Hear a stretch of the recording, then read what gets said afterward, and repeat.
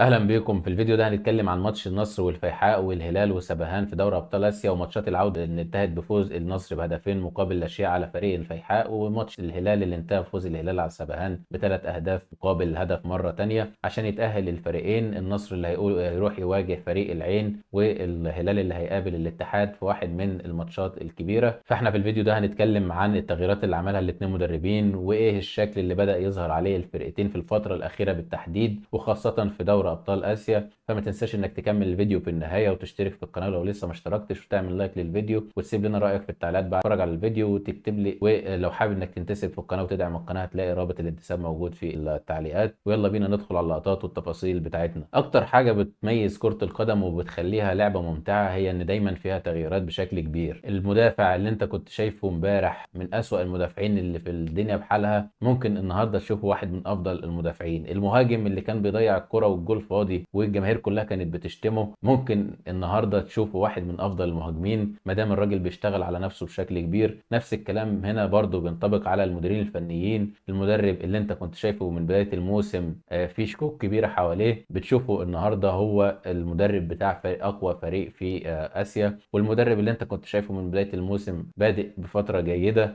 وبدأت تحط تطلعات كبيرة عليه، وكنت شايفه وقتها انه الفريق بتاعه هو اقوى فريق في اسيا. دلوقتي بتبدا الشكوك تحوم حواليه، وعشان كده دي متعه كره القدم، وان دايما في تغييرات، وان كل واحد عنده فرصه دايما انه يرجع. وعشان كده لما بنتكلم عن لعيب او فريق معين، بنتكلم في الفتره اللي موجود فيها الفريق وقتها. يعني مثلا لما بنيجي نتكلم عن النصر في بدايه الموسم، لما كان بيخسر وكان فيه غيابات، بعدها النصر بدا يسجل ويكسب ماتشات بسكورات كبيره. بدانا وقتها نقول ان النصر هو اقوى فريق في اسيا. ويمكن وقتها كنا بنتكلم اقوى فريق في اسيا حاليا، عشان زي ما قلت لكم انت ما بتعرفش ايه اللي هيحصل، والمتغيرات والحاجات اللي هتحصل في المستقبل في الموسم. نفس الكلام برضو لما بنتكلم عن ان الهلال هو اقوى فريق في اسيا حاليا، احنا بنتكلم عن كلمة حاليا، وان لسه احنا في نص الموسم، في متغيرات كتير بتحصل. فزي ما لويس كاسترو جه في بداية الموسم وكان مهتم بالجانب الدفاعي، وبدأ فريق النصر يكون جيد دفاعيا قصاد الجودة الهجومية، وبعدها بدأ الراجل والتصريحات اللي من نوعية احنا فريق هجومي، فبدأ فريق النصر يقل الجانب الدفاعي بتاعه. فبالتالي الجانب الدفاعي كل ما بيقل، كل ما بيأثر على الجانب الهجومي، لأن لما بتخش ماتشات وانت متأخر بهدف، بيبدأ المنافس هو اللي يكسب الثقة أكتر على أرض الملعب، ويبدأ يقفل بشكل أفضل. فعشان كده نفس الكلام برضو اللي هنتكلمه عن لويس كاسترو، أو اتكلمنا عن لويس كاسترو، هو اللي بنقوله دلوقتي عن جورج جيسوس. كونك حاليا هو أنت أفضل فريق في آسيا بشهادة أي حد هتسأله من المحللين، هيقول لك إن الهلال حاليا هو أقوى فريق في آسيا. فده مش ضامن لك إن أنت تكسب البطولة، لأن ضمان إنك تكسب البطولة حاجة، وإنك أقوى فريق في البطولة حاجة تانية. وروح اتفرج على بطولات زي دوري أبطال أوروبا وغيرها، اللي دايما فيها المفاجآت بتحصل، ومش دايما الفريق الأفضل هو اللي بيكسب البطولة. وده عكس بطولات زي الدوري، لأن الدوري هو المقياس الحقيقي لقوة الفريق. ولو سألت أي حد في المدربين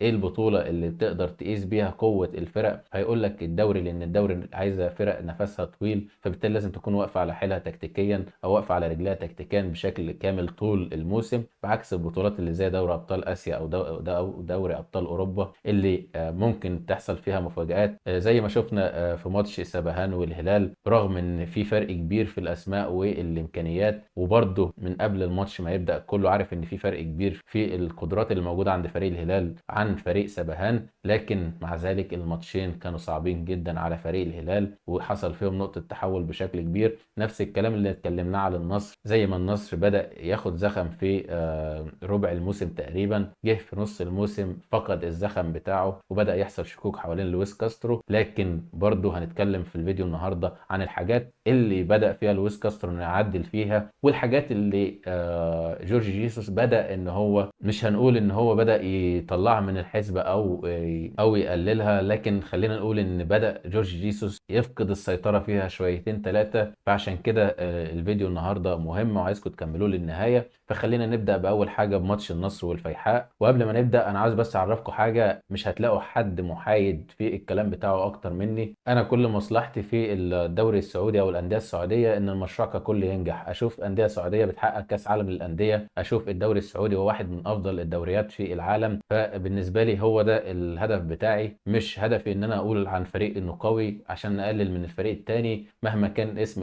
الفرق، فعشان كده زي ما بقول لكم مش هتلاقوا حد محايد اكتر مني، واي حاجه بقولها عن اقتناع كامل، ملهاش علاقه انا بشجع مين او ما بشجعش مين. الموضوع كله قناعات خاصه بيا، وبحاول على قد ما اقدر ان انا اوصل لك اللي بتكلم بيه ده عن طريق الصوره برضو، عشان تقدر انت كمان تحكم بنفسك. وفي الفتره الجايه هيكون في بثوث مباشره، هيكون تواجدكم بعد الماتشات هيكون مستمر معايا في القناه، سواء انا هطلع اتكلم او احلل الماتش، وانتوا كمان هتكونوا موجودين معايا. واللي هيحب منكم ان هو يشارك في الفيديو في البث المباشر ويقول رايه في الماتش هيكون برضو موجود. وان شاء الله في الفتره اللي جايه هتشوفوا شغل مختلف على القناه. فخلينا بقى ندخل في التحليل بتاعنا ونتكلم عن فريق النصر والفيحاء، والحاجات اللي بدأ لويس كاسترو ان هو يعدلها مع فريق النصر، على الاقل الحاجات اللي اختلفت عن الفتره الاخيره في النصر عن الفتره الحاليه. مش لازم في المجمل، لان في حاجات النصر عملها بدأ يفقدها، فبدأ الراجل لويس كاسترو يحاول ان هو يرجعها مره تانية عشان يرجع تاني بالفريق للخط الصحيح او الطريق الصح مره تانية وللفورمه. وخلينا متفقين على حاجه واحده، مفيش فريق هيمسك فورمه من بدايه الموسم لنهايه الموسم بنفس الجوده وبنفس الاداء وبنفس القوه. دايما هتلاقي فيه دروبات، ودايما هتلاقي فيه مراحل صعود او اوقات الفريق بيصعد فيها او بيوصل للقمه فيها. فالمهم بالنسبه للمدير الفني ان الوقت اللي يكون فريقه في اعلى فورمه موجوده تكون في المراحل المهمه في الموسم، وبالذات للفرق اللي بتحاول ان هي تحقق بطوله زي دوري ابطال اسيا. فالنصر بدا بشكل كبير، ولويس كاسترو يعتمد في الفتره الاخيره على انه يرجع تاني للفكره بتاعت ان اللعيبه تكون قريبه من بعض، الخط بتاع نص الملعب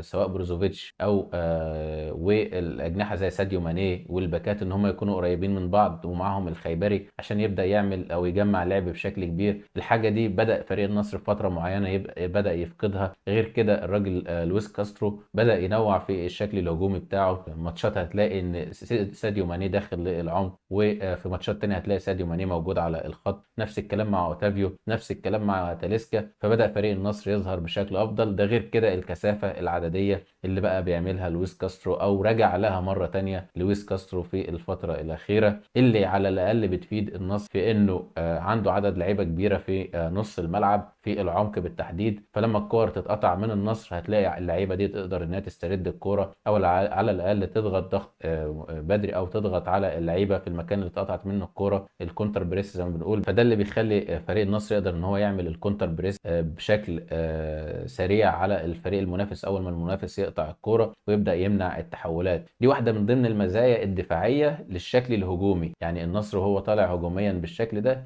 يقدر برضو يستفاد من الموضوع ده دفاعيا. دي حاجه من ضمن الحاجات، بعكس لما يكون فارد الملعب بشكل كامل ما عندوش غير لاعب واحد او اتنين في عمق الملعب. فالشكل ده كان في النهايه بيوصل ان لما الكره بتتقطع من فريق النصر بيكون في مساحات كتيره في العمق يترد عليه المنافس، يعمل مرتد عليه المنافس فيسجلوا منها هدف او يشكلوا منها خطوره. فتعالوا نشوف الفريق النصر ازاي بدا يعمل الاوفرلود في جبهات من الملعب. بدا يرمي لعيبه اكتر في عمق الملعب ويدخل الاجنحه في عمق الملعب، سواء تاليسكا في الماتش بتاع الفتح او النهارده ساديو ماني برضه موجود في عمق الملعب. بدا الراجل اوتافيو ياخد حريه اكتر في التحرك عن الفتره الاخيره اللي كان متكتف فيها شويتين. فتعالوا نشوف مثلا في اللقطه اللي قدامنا دي اللي معاه الكره دلوقتي ده بروزوفيتش. هنشوف ساديو ماني اللي المفروض ان احنا في اوقات كنا بنشوف فارد على الملعب ويبقى واقف على الخط، او فارد الملعب على الناحيه الشمال لفريق النصر. الراجل بيقرب عشان يستلم من بروزوفيتش، ويقرب لبروزوفيتش هو والخيبري، وفي نفس الوقت عزيز بيهيتش. فبالتالي المنافس اللي واقف بخمس لعيبه على خط واحد في الجانب الدفاعي مش مستفيد من ان هو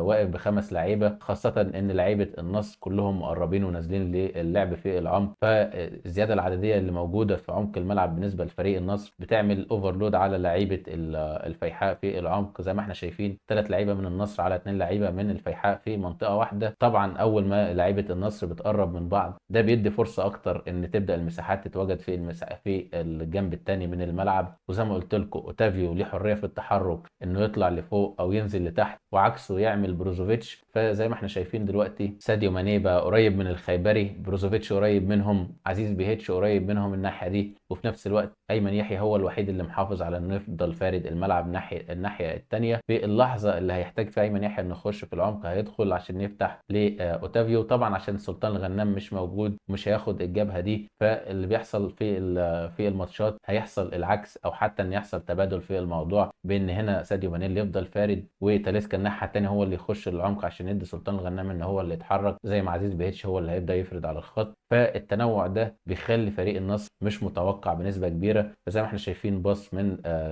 ساديو ماني ضرب بالخط بتاع نص الملعب وعمق فريق الفيحاء، اللي فضل محافظ على 5 لعيبه في خط الدفاع. لكن الكثافه اللي بدأ النصر يعملها في الفتره الاخيره وخاصه من العمق بقت توفر على فريق النصر ان هو يعتمد بس على فرديات اللعيبه، فبدأت الحلول تبقى موجوده اكتر في العمق بعد ما فريق النصر يبدأ يطلع بشكل جماعي في جبهه من الجبهات ويوصل الكره للجبهه الثانيه. تبدا اللعيبه دي تنطلق في العمق، سواء بروزوفيتش او حتى ساديو ماني او اوتافيو، او لو الجناح تاليسكا هو اللي يخش للعمق. فبدانا نشوف الكثافه بشكل كبير. نفس الكلام برضو مهما اتغيرت الاسماء هنشوف في اللقطه اللي قدامنا دي الكره دلوقتي مع اوتافيو هو اللي على الخط داخل جوه في عمق الملعب. الراجل ايمن يحيى جنبه ساديو ماني، جنبه كريستيانو رونالدو، وبروزوفيتش اللي موجود في الظهر هنا. نفس اللي حصل في ماتش الذهاب، نفس اللي حصل في ماتش الفتح، نفس الكلام برضو فريق النصر في الفترة الأخيرة الكثافة موجودة، 3 لعيبة في المنطقة على الأقل، مع وجود بروزوفيتش تحت أوتافيو بشوية، مع وجود الخيبري في ظهر بروزوفيتش على طول. غير كده بقى زي ما قلت لكم إن دي حاجة بتفيد فريق النصر. أول ما تتقطع من النصر الكرة في المنطقة دي عندك كذا لاعب قريب من اللعبة زي أيمن يحيى وساديو ماني وحتى كريستيانو وأوتافيو نفسه. فلما بتتقطع منه الكرة من أي حد منهم الكرة يقدر فريق النصر إن هو يعمل الكونتر بريس ويبدأ يضغط في المكان اللي اتقطعت منه الكرة. غير كده النقطة الثانية اللي لويس كاسترو بدأ يعتمد عليها وكان الراجل مهملها في فترة من الفترات اللي أثرت على فريق النصر في الشكل الدفاعي، وهو اعتماده على في الشكل بتاع فريق النصر في الريست ديفense. واتكلمنا عن الموضوع ده بالتحديد وقلنا ان لازم الراجل يبدأ يستغل اليكس تيريس في انه يخش للعمق عشان يبدأ يقفل عمق الملعب، لان الفريق اللي قدامك لو بيعتمد في التحولات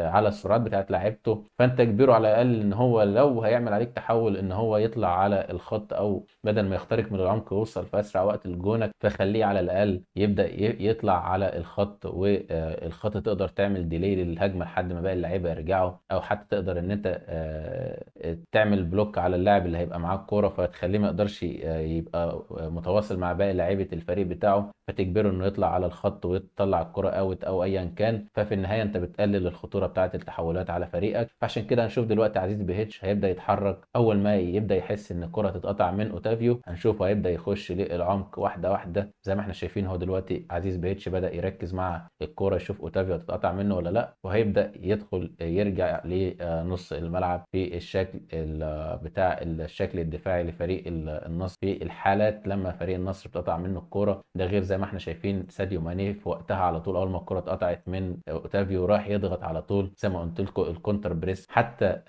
لو ما قدرش ان هو يقطع من اللاعب الكوره فهو بيوجه الهجمه في اتجاه اللي لعيبه النصر بتبدا تتكتل عليه، فبالتالي بيجبر المنافس انه دايما يتحرك على الخط ما يتحركش في العمق او يعمل التحول من العمق. فده بيقلل خطوره الفرق المنافسه. زي ما احنا شايفين بروزوفيتش اللي بيبدا يسقط لتحت شويه، وفي ظهره على طول هنلاقي الخيبري هنا، وفي ظهرهم الثلاثه اللي موجودين في خط الدفاع لجامي والعمري وامريك لابورت. زي ما احنا شايفين ده الخيبري اللي موجود برده في ظهر بروزوفيتش، وده عزيز بيهيتش وعلي لجامي الباك، اللاعب اللي محسوب باك في الخطه هو اللي مسموح له انه يطلع يقابل، بعكس اللي كان بيعمله النصر في نص الموسم بين الراجل اللي في عمق اللي ما بين الاثنين قلوب الدفاع اللي بيكون في الاغلب كان في اللقطه دي العمري مثلا هو اللي يروح يضغط، فبالتالي بتتفتح المساحه اللي ما بينه وبين ما بين الباك اللي بيكون متاخر مثلا سلطان الغندام وامريك لابورت، فتبدا المساحه تتلعب. فكان بيتضرب على طول النصر من العمق بتاع الملعب. فدي حاجه من الحاجات اللي بدا لويس كاسترو يحلها، وهي انه بدا يتعامل مع الشكل بتاع الريست ديفense بافضل طريقه ممكنه لفريق النصر في الفتره الاخيره. وطبعا عشان النصر يقدر ينفذ الشكل ده افضل شكل ممكن لازم لما بروزوفيتش يطلع اوتافيو هو اللي يرجع ياخد الخطوتين، ولو اوتافيو هو اللي طلع بروزوفيتش هو اللي يبدا ياخد الخطوتين لورا، فبالتالي يكون في توازن. عندك 3 لعيبه في الخلف، عندك 2 لعيبه في العمق، اللي هو الخيبري والباك الشمال، والراجل بروزوفيتش اللي بيتحرك في ظهر الهجمه. نفس الكلام برضو على اوتافيو، والاتنين بيبدلوا مع بعض، اللي بيزيد هو التاني اللي بيتاخر، ايا كان فيهم اللي هيزيد والتاني يتاخر. فعشان كده مثلا في اللقطه اللي قدامنا اول ما اوتافيو يبدا ينزل بالكره، هنشوف على طول ان بروزوفيتش هو اللي يبدا يتحرك في العمق عشان يستلم الكره من اوتافيو، وفي نفس الوقت اوتافيو هو اللي هيثبت هنا عشان خاطر لما فريق النصر يطلع في الحاله الهجوميه يكون في ناس موجوده في الحاله الدفاعيه. وعزيز بيهتش اللي لما بيوصل على الخط وليه فرصه انه يعمل عرضيه بيفضل فارد الملعب. لما الفريق بيبدا يدخل لمناطق الخطوره اكتر ويبدا عزيز بيهتش يدخل للعمق في المناطق اللي هنا دي عشان يبدا يقابل في الحاله الدفاعيه. ودي واحده من الحاجات اللي بدا النصر في الفتره الاخيره، او زي ما نقول كده لويس كاسترو بدا انه يلاقي الشكل الانسب في الجانب الدفاعي، لان الراجل طول الموسم جرب حاجات كتير لكن ما كانش بيحاول ان هو يهتم بالجانب الدفاعي بشكل كبير. ولما كان بيحاول يهتم بالجانب الدفاعي فالراجل اثر على الجانب الهجومي وعلى الكثافه. فزي ما قلت لكم التغيير المستمر من المدربين لحد ما في النهايه بيوصلوا للشكل الامثل بالنسبه للعيبه بالنسبه لخصائص اللعيبه اللي موجوده عندهم وللتيم بتاعهم. ومن النصر بقى ندخل على الهلال وجورج جيسوس. والراجل الهلال فاز في ماتش العودة ب3 مقابل هدف، وفي نفس الكلام برضو حصل في ماتش الذهاب. ولكن وركزوا على كلمة ولكن، وكل واحد من المشجعين الزعيم لازم يركز في الكلام اللي هقوله ده بالتحديد. كونك أقوى فريق في آسيا، وباعتراف الكل مفيش حد هيختلف ان الهلال هو اقوى فريق في اسيا حاليا، مفيش حد هيختلف في الموضوع ده. لكن الراجل جورج جيسوس في الوقت اللي هيبدأ فيه ما يهتمش او ما يقدمش نفس اللي كان بيقدمه بنسبة 100%، قوتك مش هتشفع لك ان انت تحقق البطولة، او حتى ما تخلكش تبقى المرشح الاول للبطولة. الفوز بالبطولة حاجة وانك اقوى فريق في البطولة حاجة تانية. اقول لك ليه. اتفرج على دوري ابطال اوروبا في فترات معينة كان كل بطولة انت عارف مين اقوى فريق فيها، في النهاية تلاقي فريق تاني خالص هو اللي واخد البطولة. البطولات اللي من نوعية دوري ابطال اسيا ما بياخدهاش دايما الفريق الاقوى على قد ما بياخدها الفريق اللي بيفضل ملتزم بشكل افضل في كل الماتشات. وزي ما الراجل جيسوس كان بادئ في حالة شكوك وبدأ يظبط الامور اكتر، وحتى جماهير الهلال نفسهم كانوا شاكين في جورج جيسوس في بداية الموسم، فالراجل مع الوقت بدأ يعلي من رتم الفريق وبدأ يظبط الفريق بشكل كامل لحد ما في النهاية بدأنا نشوف الهلال بالشكل الكامل اللي احنا موجودين فيه دلوقتي. طيب هل كده خلاص بعد ما الهلال وصل للشكل الكامل كده مفيش فريق هيقدر على الهلال وخلاص احنا داخلين كل ماتش ضامنين الفوز؟ فالإجابة طبعا لا، مفيش في الكورة كده. لأن كل ما المدير الفني بيلاقي شكل معين يكتفي بيه أو يشوف إن هو ده الشكل اللي هيكسبه البطولات أو هو ده الشكل الأفضل للفريق بتاعه، المنافسين بيبدأوا يتعاملوا مع الشكل ده. وكل ماتش في مدرب بيضيف حاجة المدرب اللي بعده بيشوفها ويبدأ يطبقها برضه في الماتشات اللي بعد كده. ففي النهاية هيلاقي المنافسين بدأوا يلاقوا حلول قدام الهلال. فعشان كده جورج جيسوس هو كمان لازم يبدأ يشتغل ان هو يغير ويطور في الحاجات اللي بنى عليها الفريق عشان يرجع تاني لنفس نسبة 100%. لان المنافسين بيبدأوا ياخدوا من النسبة دي كل ماتش عن التاني، يبدأوا ياخدوا منه حاجة. يعني في ماتشات معينة في نص الموسم الهلال مفنش نص الموسم هو افضل فريق بيضغط ضغط عالي على المنافسين، والضغط العالي بتاع الهلال مرعب. بعد كده المنافسين بدأوا يعتمدوا على الكرات الطولية قدام الهلال. النصر اعتمد على الكرات الطولية قدام الهلال وهو ما كانش بيعتمد على الكرات الطولية قدام الهلال.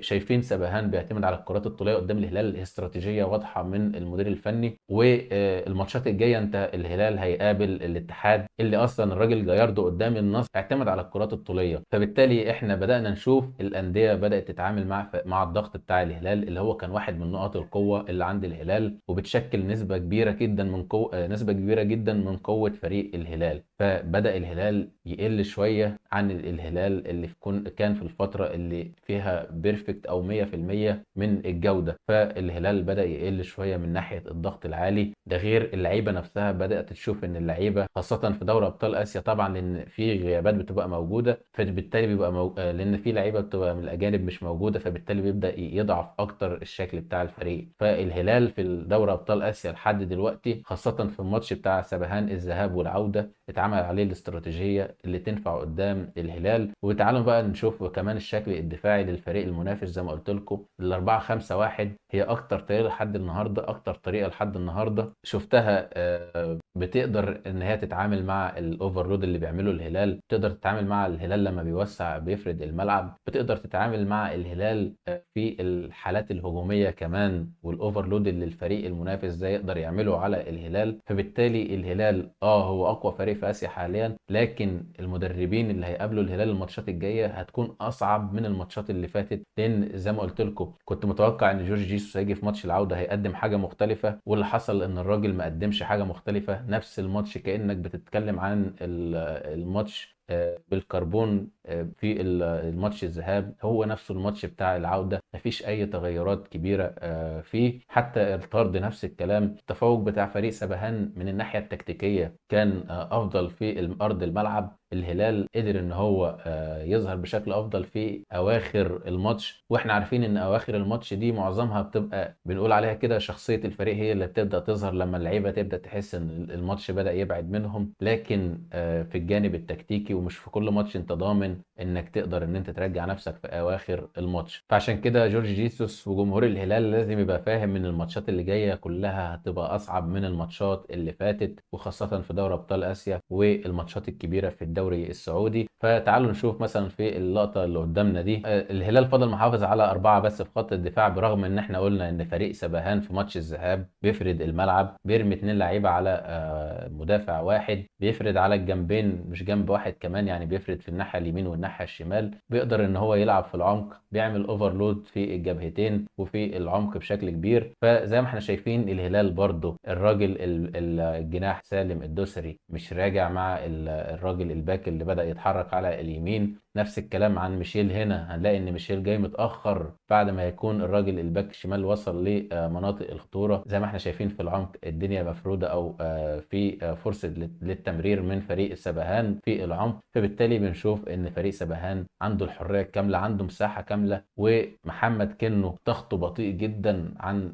سافيتش، مع بطء محمد كنو بطء الشهراني على الناحية الشمال، كل دي وطبعا عدم وجود الراجل القائد في خط الدفاع وهو كوليبالي، كل دي حاجات بتخلق مشاكل لفريق الهلال في دوري ابطال اسيا بالتحديد، وقدام طريقه اللعب دي من فريق سبهان. فعشان كده زي ما بقول لكم الموضوع هيبدا يخلق مشاكل كبيره لفريق الهلال في الماتشات اللي جايه، وتوقعوا ان معظم المدربين هيحاولوا يشفوا من الطريقه دي في الماتشات اللي جايه. فزي ما احنا شايفين تمرير على طول في العمق للراجل اللي استلم، لان واحد راح حرك على طول عند الباك قلوب الدفاع عشان يجبرهم ان هم ما ينزلوش لتحت يضغطوا على الراجل اللي موجود في العمق ده. فينزل الراجل استلم بقى الكوره ما استلمهاش، ده لو لاعب مختلف غيره كان هيستلمها بكل سهوله ويطلع الراجل اللي ناحيه هنا. والتركيز ما بيكونش هو اللاعب اتصرف ازاي على قد ما بيكون ايه الحلول اللي كانت موجوده وايه الفكره اللي كانت موجوده، لانك هتقابل فرق جودتها اعلى من سبهان، فبالتالي هتكون الحلول موجوده اكتر. فما تركزش مع تصرف اللعيبه او التصرف الفردي للعيبه. دلوقتي الكره اتضغطت، الكره رجعت تاني لفريق سبهان لان اللاعب موجود في المساحه زي ما قلنا. وبالعكس ده دلوقتي اللاعب ده لو مجهز قراره كان رمى الكره من بدري دلوقتي وكان طلع فريق سبهان انفراد. طيب تعالوا نشوف اللقطه اللي بعدها بنفس الشكل برضو، تعالوا نشوف اللقطه اللي بعدها بنفس الشكل، واللي اتكلمنا عن ان فريق السبهان بيعتمد على الكور الطوليه، بيرمي عدد على يا اما على الراجل اللي في القلب المدافع او حتى على الباك سواء سعود او حتى الشهراني في الناحيه الثانيه. كل الموضوع محتاج بس ان لعيبه النص بتاع الفريق سبهان يكون عندهم القدره ان هم يفضلوا محافظين على الكوره تحت الضغط بتاع فريق الهلال. وضغط الهلال في الماتش ده من اسوأ ما يكون. زي ما قلت لكم الموضوع بتاع الضغط بتاع فريق الهلال والشراسه اللي كانت موجوده عند الهلال في الضغط بدات تقل شويه بشويه في الماتشات اللي فاتت او في الماتشين بتوع سبهان بالتحديد. فتعالوا نشوف دلوقتي فريق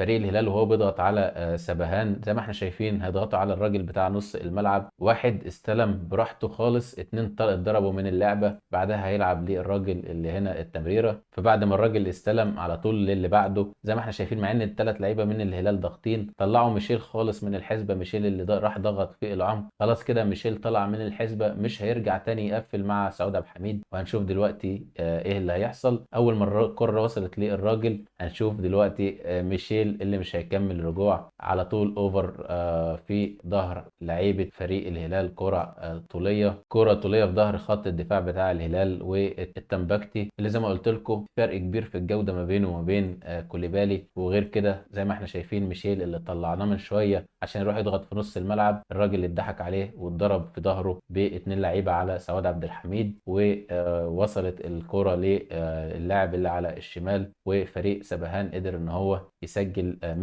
منها الهدف الاول اللي كان رجع فريق سبهان للماتش بشكل كبير. وكان متفوق فريق سبهان على فريق الهلال في معظم الماتش من الجانب التكتيكي بالنسبه للاثنين مدربين، وخاصه ان زي ما قلت لكم جيسوس ما غيرش حاجه في الماتش الثاني، وكأن الراجل قال لك الماتش خلصان من ماتش الذهاب احنا فايزين 3-1 فالموضوع منتهي، لكن في ماتش العوده كان سبهان يقدر ان هو يرجع مره ثانيه. وزي ما قلت لكم الهلال الفتره اللي فاق فيها بس كانت اواخر الشوط الاول واواخر الشوط الثاني، ودي مشكله كبيره جدا. طيب تعالى شوف بقى نفس الفكره برضو اللي بتتكرر، مفيش اجنحه بترجع مع الخط الدفاعي. الهلال فضل برضو محافظ على شكل اربعه بس في خط الدفاع. الاوفرلود اللي بيتعمل باتنين على الباكات بتوع فريق الهلال اللي حصل في ماتش الذهاب نفس اللي حصل في ماتش العوده، الجول اللي اتسجل نفس الهجمات اللي عملها فريق سبهان برضو كلها متشابهه. وتعالوا نشوف الكره اللي قدامنا دي، الضغط بتاع فريق الهلال زي ما قلت لكم دايما اللعيبه بدات توصل متاخر، الضغط بتاع الهلال بدا يقل، الشراسه فيه بشكل كبير. فزي ما احنا شايفين الراجل هيستلم الكره هيعمل بس تهدئه وديلي للعبه، وعلى طول اول ما الراجل بيعدل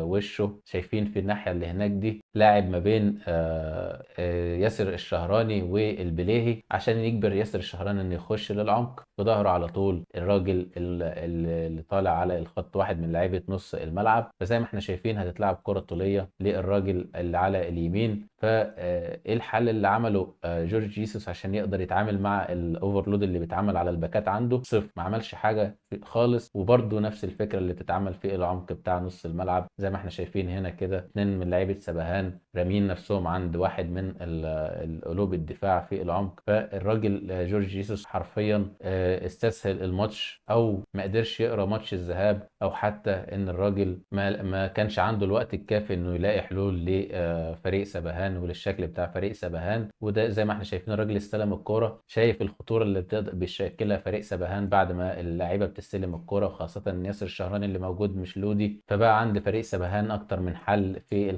الحاله الهجوميه، سواء بالتمريره هنا او حتى انه يستنى الراجل اللي هنا ويضرب له ثرو، او الراجل اللي هيبدا يطلع على الخط في الناحيه اليمين. فعشان كده زي ما قلت لكم فريق الهلال لازم يفهم ان ده الشكل اللي هيبدا المنافسين يعتمدوه، والانديه اللي كانت بتقابلك في الدور الاول بشكل فيه تحفظ شويه من ناحيه الكثافه الهجوميه، فالموضوع هيتغير. لان زي ما قلت لك انا خسرت منك في ماتش الذهاب بنتيجه كبيره، او خسرت منك في الدور الاول بنتيجه كبيره، انا هاجي الدور الثاني بشكل مختلف عشان اقدر اكسب. والفرق والمدربين في كل ماتش بيواجهوا فيه الهلال بيحاولوا يغيروا من حاجه معينه عشان يبداوا يوصلوا للشكل الاكمل. والنهارده زي ما النصر ادى فكره للانديه، وزي ما التعاون مع تشاموسكا ادى فكره للانديه ازاي تتعامل مع الهلال بشكل معين في الناحيه الدفاعيه، والنصر زي ما حاول ان هو يكسر فريق الهلال بالكرات الطوليه، فالنهارده فريق سبهان بيقدم شكل هو اقرب شكل ممكن المنافسين يقدموه قدام الهلال في الماتشات اللي جايه، خاصه الفرق الكبيره. وزي ما قلت لكم نقطه التحول في الماتشين كانت الكروت الحمراء، والا ماتش الذهاب كان هيخرج بنتيجه 1-1 او على الاقل كان هيبقى لسه فيه خد وهات. نفس الكلام برضو على ماتش العوده، طبعا الكارتين ما فيهمش جدال،